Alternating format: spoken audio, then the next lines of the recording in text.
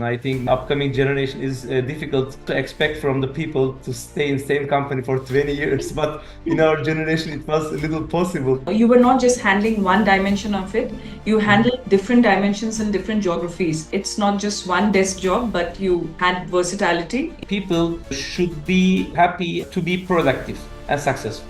You have gone to different places where the languages are very different. So, what is the challenge you have faced when dealing with people and understanding them? Your preparation was very professional, I need to say, and very functional as well. And during our conversations, very to the point questions. So, Okan, please tell me, with all the talk around sustainability, where do you see the power generation industry heading in the next few years?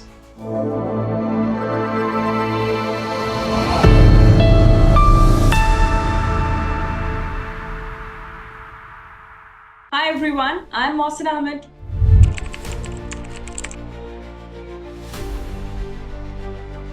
Welcome to Boss Talks, where transformative conversations meet actionable insights. In each episode, we have conversations on the intersection of modern leadership, exploring how spirituality shapes decision-making, how sustainability drives innovation, how technology transforms business, and how emotional intelligence powers lasting success. Today, in this episode, we bring you Okan Kizilirmak, a seasoned global executive and regional director at Aksa Power Generation, based in Dubai. With over 18 years at Aksa, Okan has built an impressive international career, leading operations across the Middle East and Africa, and previously spearheading the company's expansions in the US, China, and Europe. He currently oversees 6 regional branches and a team of 85 plus professionals, driving a business with an annual turnover exceeding $75 million. Beyond corporate leadership, Okan plays a key role in business diplomacy, serving as Dubai City Ambassador for the World Turkish Business Council and as a board member of the Turkish Business Council in the UAE. He's also a passionate mentor and a keynote speaker and academic contributor supporting universities in Europe on international trade research. Hi Okan, welcome to Boss Talks with me, Mohsinaa. Hello to everybody. Thank you very much for your invitation. First of all, I'm really happy to join your broadcast. How did you manage in the same organization and not stopping at one point of your vision, but going ahead and building your, not just your team up, but also expanding the business in Europe, China, and US? When you grew up, what was the thought process? Did you think that you would choose what you are in today? I'm gonna complete my 20th year. Actually, I started as my first and only professional job 20 years ago after obligation military service in Turkey. Friday, I finished that service, and Monday I started Aksa. Since that day,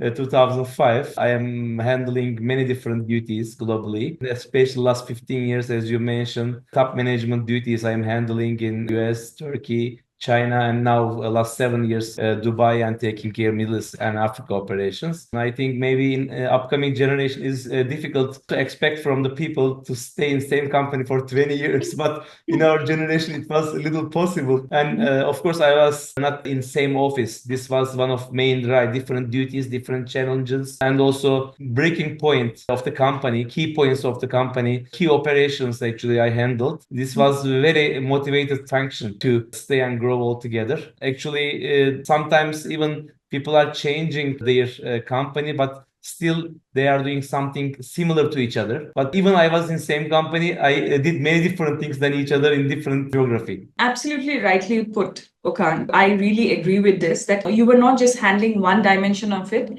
you handled different dimensions in different geographies. That made this job not the same job. It's not just one desk job, but you had versatility in terms of the KRA that you had.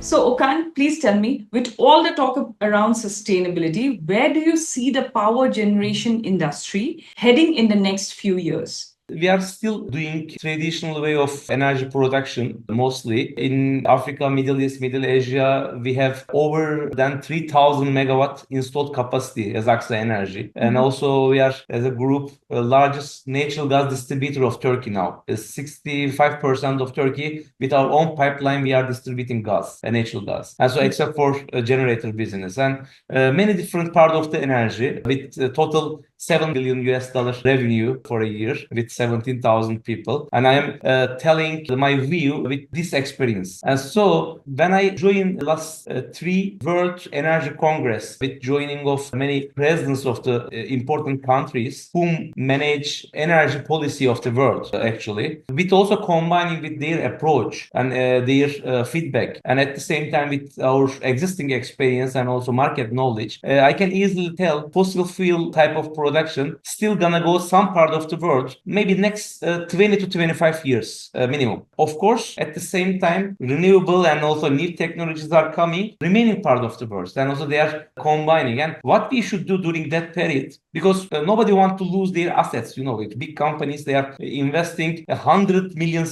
billion dollars actually about that. And when the contract of the power plants are finished or investment, they are moving to another country, of course, not in one day, 6 months, maybe dismantling and moving and setting up another country. But still, this asset is very, very valuable. And so for a while, and when there is also the energy source, fossil fuel, it will be continued to use. But at the same time, there is a solar, hydro, wind, renewable energy sources are very, very popular in, of course, Western US and also Western Europe, in especially Japan, and also emission regulations about diesel products, diesel engines are also, of course, it starts in 1970s in US first, and then Europe followed that in after 2000s, the state Euro 5 emission regulations, etc. Now also in India is applying emission regulations, also Japan is doing, some other countries. And what we should do in existing period, actually, my opinion, hybrid systems are very, very important, because now renewable technologies are feasible for some application, but for some applications still very expensive. If it is not expensive, but capex actually require very strong financial power to invest for that kind of investment. So during that period, like we also do hybrid type of systems,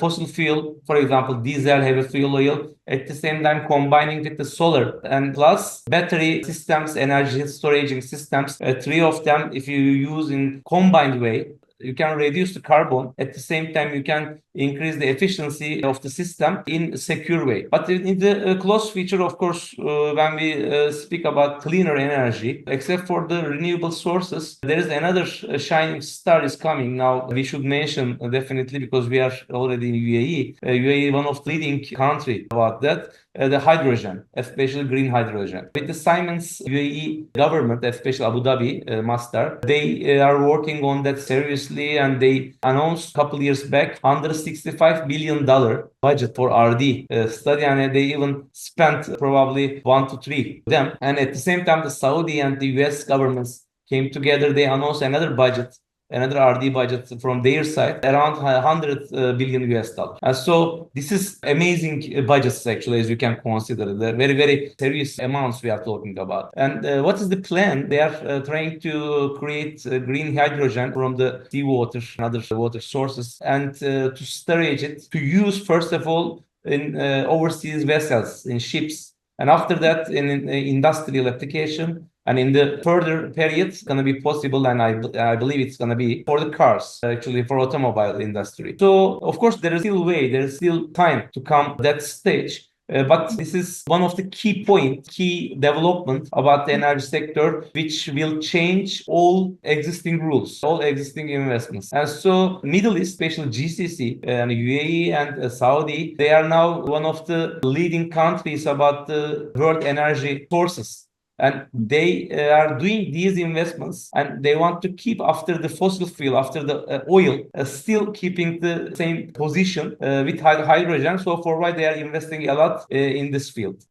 Absolutely, it's a game changing in the energy sector, and if this goes on, the expansion again, I'm sure another 30 years for you for the expansion in different parts of the world. So please tell me, Okan, one thing. you have been in different countries. One of the challenge that you have faced, because when we talk about China's demographic, it's a totally different dialect. Okay, so you're from Turkey and you have gone to different places where the languages are very different. So what is the challenge you have faced when dealing with people and understanding them, or how have you overcome this challenge of the language barrier? Yeah. I will not give just one example and story, but I will describe in that way. We have one disadvantage. All of us, all business cultures have disadvantage. We are considering our approach is the most correct approach because actually what we have been doing since years in that way. So wherever you go, first of all, you should analyze what they are doing and why they are doing in that way. And so accordingly, what can be missing points in that business way for your own business. And so how you can filling up this gap, if you can analyze it and if you can make preparation for that, especially before going that market, of course, you should make it. You should study on that. And accordingly, you can reduce these challenges easily. For example, when we are working with Japan, we know that technically and quality-wise, they are excellent, perfect. But you should approach how you can market, how you can make marketing for those products, because also we are working with Japanese vendors as well. And in the US, for example, when you go to US, you don't need to bring marketing approach to US, and you can bring your expertise about the technical side. And first of all of us are human beings, except for the organizational side. If we approach this question with the HR logic, human resources logic, first of all of us are human beings. People should be happy to be productive and successful. And so if we approach to people, not just our employees, of course, the vendors, customers, and all over, just like the business robots, then it's very difficult to get efficient result. And so, but in natural way, we should do that. Actually, really, we should understand, first of all, regarding culture of the people, you should understand very well. And if they have some habit, what is the origin of this habit? Why they are doing that? What is their belief about that? Sometimes regional belief, sometimes actually just is a community belief, and you should try to understand. So for why to make business not remotely and being there is very, very important, because remotely is very difficult to understand the daily dynamics. And so sometimes there is a disaster in the country, for example, and then everybody is nervous about their relatives and everything, but they are getting sometimes email from other part of the world, and somebody's pushing them for very basic thing or daily thing, asking actually need to get today. You need to feel happening in that country. At least, of course, you cannot be everywhere in the world at the same time, but you should be connected. You should first of all talk and understand what is the environment that day, how is everything. So accordingly, you should build up a more efficient relationship and communication with your all counterparts. Thank you so much, Okan, for joining in Boss Talks. It was amazing, actually, really very well organized. Before everything, I would like to mention that because we are joining many type of interview conversations globally, in person, online. And before our meeting, your preparation was very professional, I need to say, and very functional as well. And today, during our conversations, very to the point questions. And thank you very much. And it gave me opportunity to share many information, many important information, valuable information with listeners. And I would like to congratulate. It was a great experience for me. Thank you so much, Okan.